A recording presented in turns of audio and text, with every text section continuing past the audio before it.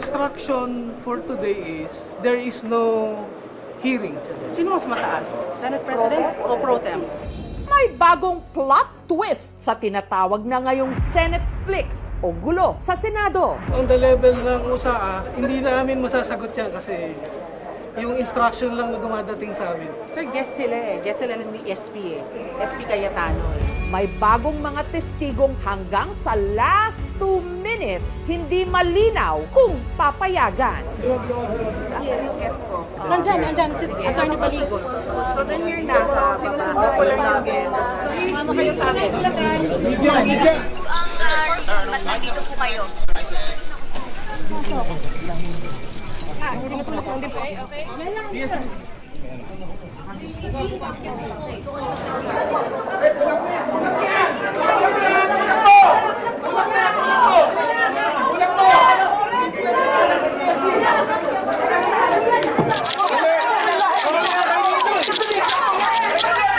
Bagong chapter o episode drop na nagsimula noong May 11.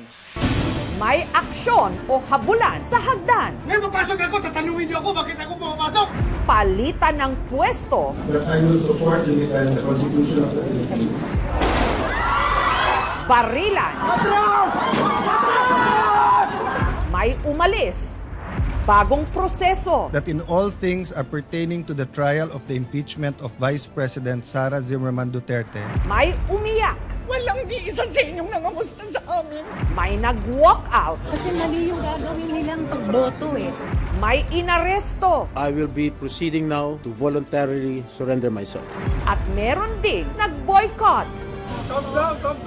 Pero hindi pa rin natapos ang sagutan. Every day, ang Senate gumagastos ng 25 million pero walang session nangyari. Sayang ang bayad ng taong bayan. ginamit nila yung parliamentary tool na walk out para po hindi matuloy ang pag-change ng rules. So ngayon po ang majority, ginagamit din po ang rules sa tama para po matuloy ang hearing ng Blue Ribbon sa Thursday. May biglang sumipot. Kaya nabago ulit kung sino ang lamang. Roll call of members, the Honorable Senators Escudero, At buntong hininga pa ring nakaantabay ang bayan. I hereby move and nominate Senator Sherwin Gatchalian as the Senate President pro tempore. Is there any objection? Duly seconded. The motion is approved. Thank you, dear colleagues. Miyerkules, June 3, nagbago ang majority o leadership sa Senado na hawak na ng faction ni Senator Win Gatchalian. The quorum of 12 is based on majority of 22 senators over whom jurisdiction can be obtained by the Senate. Ang majority po ng 24 ay 13. Hindi po tayo nagre-resign. Hindi po nila ako naalis. I am still the legitimate, legal, moral Senate President of the Republic of the Philippines. Sa loob lang ng 3 linggo, napalitan ang liderato ng Senado at nagkaroon pa ng isang tangkang palitan ulit ito from Senator Soto to Senator Cayetano sa nakaumang na si Senate President pro tempore Win Gatchalian. Sa gitna ng kalituhan at kaguluhan, bayan, ano na? Huwebes, June 4, sinundo ni Senator Pia Cayetano ang grupo ng mga nagpakilalang ex-Marines kasama ang kanilang abogado na si Attorney Levy Baligon. I never thought the day would come that somebody would prevent me from entering the Senate. This is my office. Agad ding nilinaw ng Armed Forces of the Philippines na 14 sa 18 ang mga dating Marines. Wala na rin daw ang mga ito sa serbisyo. Si Senator Pia Cayetano ang chairman ng Senate Blue Ribbon Committee sa Cayetano Faction. Sabi ng Cayetano Faction, ito ang Senate Blue Ribbon Committee hearing. Pero sabi naman ng Gatchalian Faction, illegal ito at hindi official. There's no hearing today. Yan ang announcement ng Blue Ribbon Chair na si Senator Erwin Tulfo. They will not be allowed. Si Senator Pia Cayetano sinabing bubuo ng subcommittee na pamumunuan ni Senator Rodante Marcoleta. Nakasalang po ngayon yung 18 sundalong Marines na sabi nila ay part ng security ni dating Ako Bicol Party List, Zaldico, na central figure nga po dito sa flood control scam. Kasama nila si dating congressman at DENR Secretary Mike Defensor. Pinanindigan at idinetalye nila ang mga nauna na nilang salaysay at kung kani-kanino nila di umano idineliver ang mga male-maleta ng pera. Sa pagtatanong mismo ni Senator Amy Marcos, nabanggit na nakapag-deliver din sila ng male-maletang pera sa Ilocos Norte kay Pangulong Bongbong Marcos. Alam niyo yung address o yung bahay, kahit barangay lamang? Your Honor, hindi po kasi gabi po kami dumating ni Kong Saldi doon sa area po. Anong itsura? Naka-Yetariu, ma'am, nakatabi po ng lake. Tabi ng lake o tabi ng dagat? Either dagat or lake yun, ma'am. So nakapasok pala kayo? Yes po. Nakita ba ninyo yung kamag-anak nila o pamilya ng mga opisyal? Nauna po si Kong Sandro, then na next po si President, then si First Lady po yung dumating, nag-dinner po sila ni Kong Saldi. Ang pinakamaraming maletang na i-deliver daw nila kay dating Speaker Martin Romualdez. Sino-sino po sa inyo ang nakapag-deliver sa mga bahay o lugar na sinasabi nyo na pag-aari ni former Speaker Martin Romualdez? Pakitaas lang po ang kamay. Nahatiran din daw nila ng maleta ng pera ang dating Senate President Tito Soto at si Senator Erwin Tulfo na siya ring chairman ng Senate Blue Ribbon Committee Gatchalian Faction. Nakalagay dito, nag-deliver kay Senator Tito Soto. Anong dineliver nyo? Pera? Pera po. So isang maleta lang. 5 po, 5. 5 maleta na tig 40. Yes, Your Honor. Yeah. Nakapag-deliver po ako doon kay Senator Erwin Tulfo ng 2 beses. Yung una po, 2 maleta, tapos yung pangalawa po, 6. Dito sa may bahay niya po, Your Honor, dito sa Green Hills. Pinangalanan din nila ang mahigit 20 mga congressmen. Si Franz Castro, Your Honor. 3 yan sila, Your Honor, kasama si Raul Manuel at saka si Brosas. Si Laila de Lima po, lagi po yan sa townhouse. Kamiting po sila, boss. Kailangan nating i-clarify muna, no? Hindi pa siya congresswoman noon eh. Siguro po may lapses po kami dyan. Si Father Flaviano Villanueva na tumulong sa mga biktima ng EJ case o extrajudicial killings. Si Father Flavi, inatiran ko ng pera doon sa Mindanao, sa mismong simbahan niya, sir. Sa may gilid ng kalsada. At si dating Senador Sonny Trillanes na di umano tumulong sa mga representatives ng ICC o ng International Criminal Court nang sila'y nagpunta rito sa Pilipinas para mag-imbestiga tungkol din sa EJ case. Nag-advise po si boss, magpapalit kami ng piso to dollar na 2 maleta doon sa Makati po. Bibili kayo ng US dollar. Yes, Your Honor. 2 maleta worth of 50 to 60 M po ang laman. Then Kanino nyo binigay? Ibibigay po to kay Speaker. Yun na po siguro yung kamiting nila Senator Trillanes po. Ako po'y makikinig sa ating mga bayani na nandito po ngayon. Salamat. Bahagyang nagpakita si Senator Loren Legarda. Pero marami ang nakapansin at pumuna online na sa pagdinig, hindi na nabanggit ng mga dating security ni Zaldico ang mga pangalan ni na Senator Loren Legarda at Senator Mark Villar na una nilang isinama sa kanilang mga affidavit at salaysay noong Pebrero bilang ilan sa mga di umano nakatanggap din ng mga maleta ng pera. May mga ilang pangalan silang nabanggit sa pagdinig na wala sa kanilang joint affidavit na ipinasa sa Ombudsman at sa ibinigay nilang kopya sa amin nung nakapanayam namin sila noong Pebrero. Mr. Chair, napumpisa na kami na gawin ang individual affidavits nila. Magkakaroon ng paglilinaw sa kanilang individual na affidavit dahil sa dami po kasi nila noon, hindi lang po 18 kasi ang in-interview ko po eh. Marami po sila.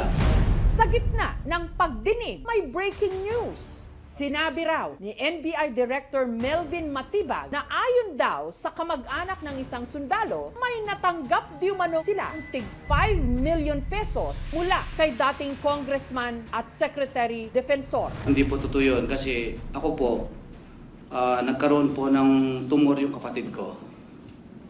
Actually, namatay po siya ngayon eh. Hindi na, yung kapatid ko. Sorry po. Namatay po siya kanina. Ako sir, kung meron akong 5 million na hinawakan ngayon, hindi nyo na ako makikita din dito siguro sir. Sinubukan naming kunan ng pahayag si Senator Soto pero tumanggi siya. Pero sa posts online, itinanggi niya ang mga paratang. Sinubukan naming kunan ng pahayag lahat ng mga binanggit na dineliveran nila ng pera. Ang ilan, walang tugon. Ang ilan naman, nagbigay ng kanilang mga pahayag. Mabilis namang sumagot ang Malacanang. Anong ebidensya? Pakita mo na nila yung ebidensya. Madali kasi magturo. Lalo na kung ang balak mo lang naman talaga ay manggiba. At magsilbing isang obstructionist, destabilizer. So, dapat patunayan nila, bigyan nila tayo ng dokumento, at hindi yung salita lang. Pagkatapos ng pagdinig, nagbigay ng news conference si Senator Cayetano at si Senator Marcoleta. How do you move forward from this situation? You don't have the majority, but you said you have not been voted out because 13 has to vote against you. Someone described this situation as para raw po kayong hari na wala namang kingdom. Even if may kingdom ako, never naman ako hari. Alam niyo po, hindi tayo pwedeng maniwala sa democracy, tapos when it gets messy, umaangal tayo. It's just like freedom of the press. Do I always like what you report? No, but I have to support you. Can you imagine a Philippines without media? So that's why we went silent or went quiet nung Monday. Because ang Senado na kinokontrol ng Malacanang ay hindi tunay na Senado. The reality is, I was elected by 13. The Constitution, the Senate rule says, hindi ka pwedeng palitan kung hindi 13. So wala silang 13, so wala silang quorum. Pag nag-walk out para sa bayan, pag kami hindi dumating, ayaw magtrabaho. Ang sagot ko, Jessica, doon, they have to deal with it. But I have to assert my authority as Senate President. Ma'am Jessica, the point is, for their convenience, the media, the Constitution, Senate should bend backwards? I don't think so. I think they should follow the law. Ano ang reaction nyo nung sumipot po rito kahapon si Senator Escudero? I tell you honestly, Jesse, I will be praying for him. I love him as a brother. Alam ko yung pinagdaanan ni Hart. Alam kong ama siya na yung nagtatanong yung anak niya anong nangyayari. So I'm praying for him. May binabanggit po kanina si Senator Erwin Tulfo na sila lang po yung nabanggit ni Tito Sen. Pero doon sa original affidavit ng mga dating sundalo, nandun din si Senator Loren Tao at saka yung magkapatid na teachers. So, actually, ngayon ko lang nakita yung affidavit. I have not read, etc. But that's the problem with the Tulfos. Yung 18, harapin niya sa susunod na hearing kasi matetest yung credibility. Ang sagot nila doon, hindi daw credible yung witness na yon. Pero yung witness na yon ay ginagamit laban kila Joel Villanueva at sa ibang mga senador. Kaya sinasabi ko nga sa inyo, bantayan nyo ng gusto yung Blue Ribbon Committee kasi imbis na instrument for truth, ginagamit na instrument para magkaroon ng mga scapegoats o kaya selective justice. Senator Marcos, ano masasabi niyo ho dun sa testimony ng 18 Marines? Especially that part when you asked about their alleged delivery to the President, your brother, and your nephew, and the congressman. Nakikinig lang ako dahil kinakailangan maalaman ng detalye. So tignan natin kung saan hahantong yung ebidensya. At kamag-anak, kaibigan, alam naman natin, wala tayong magagawa. Naniwala ho kayo na nabigyan ng mali-maletang pera? Tignan natin kasi first time pa lang sila marinig. Kung kakausapin niyo pong si Presidente, your brother, about Matagal the ko na situation, hindi nakakausap. baka may gusto kayong sabihin sa kanya to help the situation. Well, respetuhin lang natin ang tatlong sangay na itinakda ng ating konstitusyon. Hindi pa malinaw sa ngayon kung hanggang kailan mananatiling magulo ang ating Senado. Ang bayan nag-aantay, nag-aantabay, sumusubaybay sa susunod pang mga kabanata. Legal basis naman niya ay itong lumang kaso ng Avellino versus Cuenco. Kapag sinabi ng saligang batas na ang quorum ay majority of the House, or in this case, majority of the Senate, then yung majority na iyon ay isang constitutional majority. Hindi siya binibilang doon sa 24 na kasama sa Senado, but binibilang siya doon sa mga senador na pwedeng pilitin, i-compel na mag-attend ng sesyon. So yung tawag doon ay coercive jurisdiction. Yes, it will be remain suspended. Matapos ang pagdinig nitong Huwebes, Majority leaders hereby may pagdinig din ang Senate Blue Ribbon Committee Gatchalian faction sa Lunes sa pamumuno ni Senator Erwin Tulfo.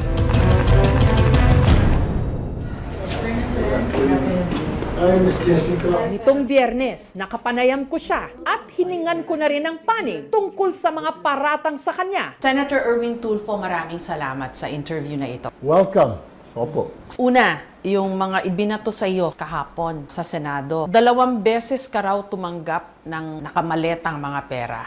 Doon nga ako nagtataka, Jessica, kasi sa kanilang earlier affidavit, 1 beses lang ang na tumanggap. Tapos yung bilang dumami ng dumami. Tapos may mga amounts na. Ang problema, nung kahapon, nung tinanong na sila, wala silang maibigay na supplemental na documents or evidence. Madali kasi, Jessica, na magturo. Binigyan ko siya ng ganun. Pero anong dokumento mo? Wala bang picture? Ganong kalaking pera, hindi mo man lang lilitratuhan na natanggap na boss or papapirmahin mo doon. Siyempre, that may katibayan. Number 2, flood control daw yun. Itignan mo ang records ng DPWH, wala akong flood control or any infrastructure project from since I joined yung Congress ng around 2023 hanggang pumasok ako sa Senado. Your Honor, unang dumating po yung VIP. Sino po yung VIP? Si Senator Erwin Tulfo. Your Honor. Tapos po, maya-maya dumating din po yung 2 babae. Inakyat po namin doon. Isa pa sa mga nabanggit kahapon dun sa hearing sa Senado, sex trafficking. Hindi ko alam kung sana kung siya nagdala, willing ako kaya inimbitahan namin sila sa Lunes. Kasi sasabihin ko sa kanya, maari ba sa susunod na hearing natin, dalhin mo yung mga babae na binigay mo. Having an evidence is one thing, di ba, Senator Erwin? Pero why can't you just answer directly? Kumukuha ka ba ng mga babae? Nag-good time ka ba? No, I love my wife and my children. So, I cannot do that. It's illegal from the very start. Tingin namin doon yung media forum. Yun ay press conference nila. Bakit illegal? Number 1, si Acting Senate President Gatchalian nagbigay ng instruction ng work from home ang mga empleyado. So, hindi pumasok ang mga tiga Blue Ribbon. So yung ginawa nila kahapon, wala pong basbas yun, walang mga stenographer, walang mga recorder. Definitely, hindi po maipo-forward yun sa korte, yung mga pinagsasabi ng tao na. Ngayon, kung gusto nilang may record, dumalo sila sa Lunes. Bago naging senador si Erwin Tulfo, party list representative siya ng ACT-CIS o ng Anti-Crime and Terrorism Community Involvement and Support Incorporated na nasangkot din sa flood control scandal. Ang dalawa sa mga nanalong nominee nito, ang magkapatid na Eric at Ed Vicya, pinaratangan din ng mga anomalya. Naging party list ka with ACT-CIS, di ba? You were the 4th nominee pero nag-resign yung pangatlo kaya nakapasok ka, tama ba? Yes. Pero ang data na nakita namin was for 2025, ACT-CIS got bilyones, although hindi ko alam kung covered pa ng iyong term yon. I was out of ACT-CIS noong 2025. Wala kang nakitang ganong kalalaking mga pondo? I was the 3rd nominee. May first nominee kami, 2nd nominee. Pero ako wala. Kahit na siguro mag-imbestiga sila sa DPWH or sa House mismo, I don't think so. Pero yung ACT-CIS mismo was your backer, di ba? When you ran for the Senate? I became a politician because of ACT-CIS. So you benefited from whatever largis or whatever pork barrel or pondo or allocables na nakuha nila? No. Is that not the case? No, not the case, not the case. Kahit na kaya nga I'm willing and open to be investigated. I'm willing and open to be scrutinized yung mga nakuha ko sa Congress when I was with them. I was there for about a year. Yung ACT-CIS, yung Yap Brothers, nasangkot yun sa mga anomalya, di umano? Yeah, allegedly, yes. Sila raw. Pero I think wala pa naman silang kaso na lumalabas talaga. Pero nasampahan sila ngayon, meron silang ongoing sa ombudsman and under investigation.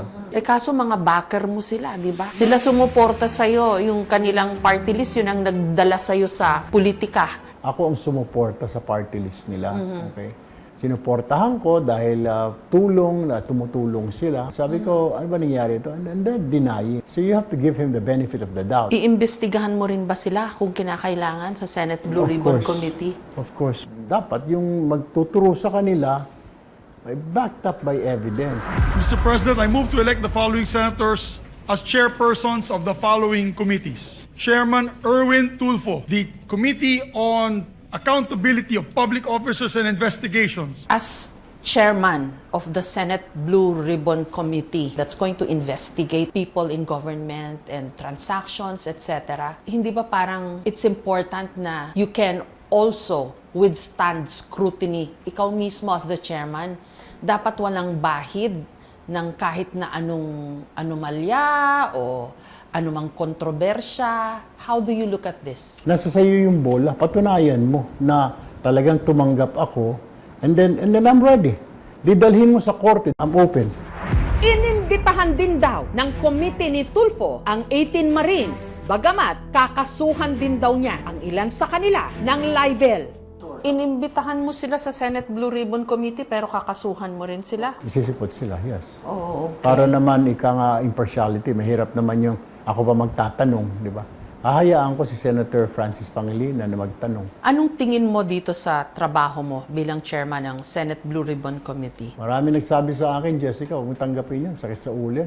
Kung hindi ko naman tatanggapin, sinong tatanggap? Tamaan na ng tamaan, di ba? Naniniwala ka doon sa sinabi nila? Kasi nung nag-coup sila Cayetano, di ba, sabi nila, hindi naman ito about the impeachment, kundi this has more to do with the flood control hearings ng Senate Blue Ribbon Committee.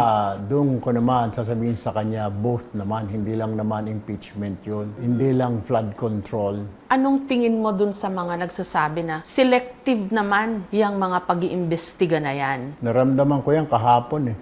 Kasi may kasamahan akong dalawa doon sa affidavit ng mga Marines, hindi na binanggit. Ako na nasa majority, nabanggit, at saka si Tito Sen. So yun yung gusto ko malaman. Kaya gusto ko yung totoong, kahapon naman, hindi naman hearing yun, media forum yun, press conference. Sa Lunes, talagang totoong Blue Ribbon hearing. So anong tingin mo? Kasi previously, di ba, ang reklamo is parang hindi natutumbok yung mga masterminds nitong Yun na nga yung gusto kong massive corruption scandal. Yun na nga yung gusto kong tumbukin sa floor, kaya sabi ko with amendments.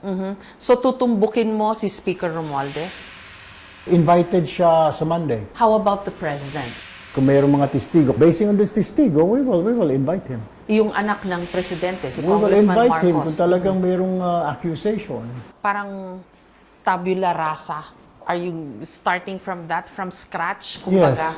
Yes. Nakaatang sa balikat mo yan. Knowing politicians, pag magkakaharap sila, bati-bati sila.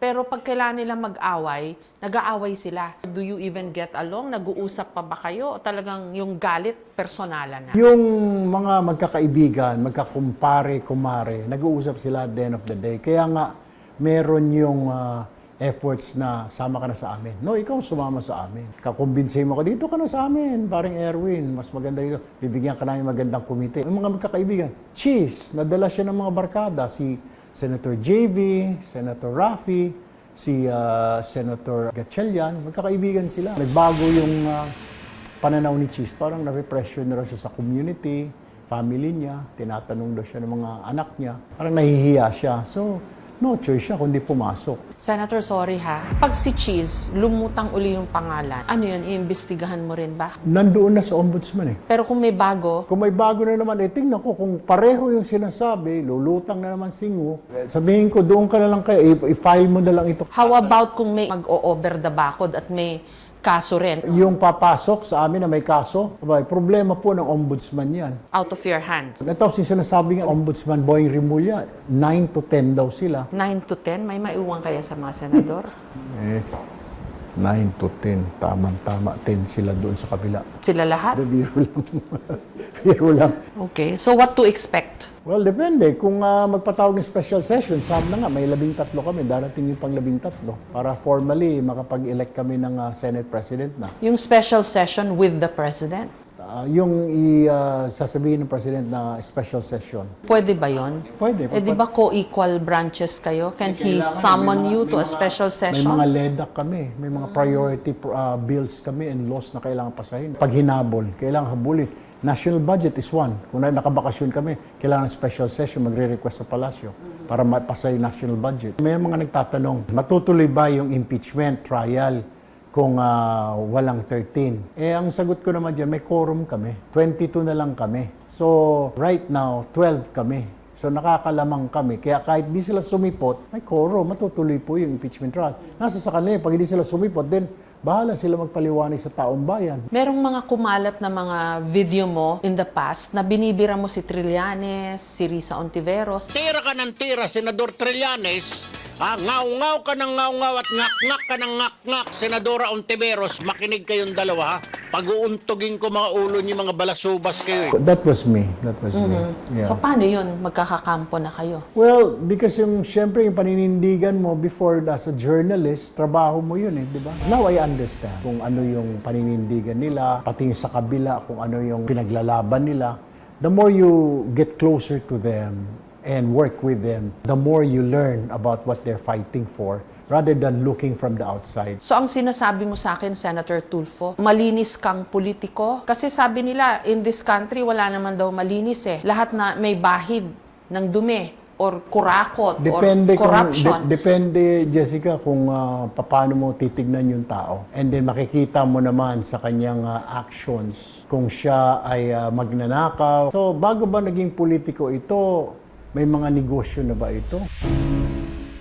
Kaya nga po, yung salin ko, hindi ako natatakot na iprinisinta ko, meron akong 650 million, may utang na 250, so meron akong 400M, mga properties, na yun ang naipundar ko when nasa labas pa ako before I became a politician. Bakit napaka-massive naman yata, napakalawak ng nakawan sa gobyerno? Hinayaan na naging kultura, na naging culture, yung pagnanakaw at walang sumisita. Ang nasisita lang yung mga ordinaryong government employee na kung nag-uwi ng pencil, ballpen, 1 litro ng gasolina, yung mekaniko. Kaso, pero may narinig ka ba over the past several years before this flood control, may nakulong. So this time, we have to make sure na we really mean what we mean, what we say. Kasi mawawala ang tiwala ang taong bayan sa'yo. Sa nangyayaring gulo sa Senado na hindi pa malinaw kung saan hahantong, taas natin para makita ng ating mga kababayan. Paano na ang bayan? Sasayangan lang po talaga ako sa boto ng mamamayan at sa posisyon na hawak nila ngayon. Kaya sila nandyan para magtrabaho. Nakakalungkot din kasi ang laki ng sweldo nila tapos hindi sila pumapasok. Kami dito naghahanap buhay para sa kanila. Ang unfair. Yung nangyayari sa ating legislatura, ito yung takipan ng baho na umiiral sa mga politiko natin, lalo na yung mga naging kasalanan nila sa ating bayan. Ang pinakapulot dulo nito, yung magaganap na eleksyon sa 2028. Ibigay nyo sa amin yung hustisya na nararapat para sa amin. Hindi dapat na maging selective. Kinakailangan mamulat ang lahat. Dapat sa susunod, na halalan, talagang suriin natin maigi. Sa Pilipinas, sinasabing ang politika parang entertainment o palabas. Pero ang ending, Kasi mali yung gagawin nilang boto sino kaya ang wagi? Kulong na ang mga kurakot! At sino ang kawawa?